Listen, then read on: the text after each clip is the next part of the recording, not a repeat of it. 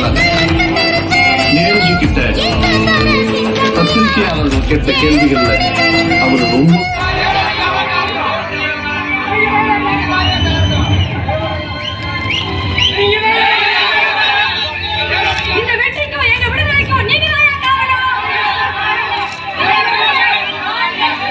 மன தைரியத்தோட தீர்க்கமான சிந்தனையோட முடிவை நோக்கி தீவிரமா போராடுனா எதுலையுமே வெற்றி தான்.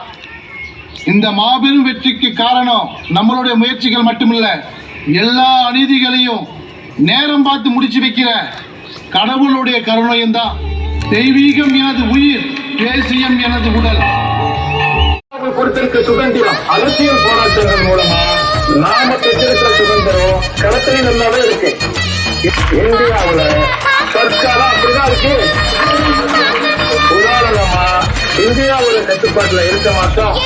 நாங்க தனி நாடுன்னு சொல்லி நாகாலாந்துல போராட்டம் இருக்கிறாங்க. நாகாலாந்துல இருந்து வராமல் ஏற்றுக்கிட்டு அவங்களுக்கு குடியுரிமையும் தருது. நீங்க ஒரு அரசு தப்பு இல்லை. இதே நிலைமைதான் இலங்கை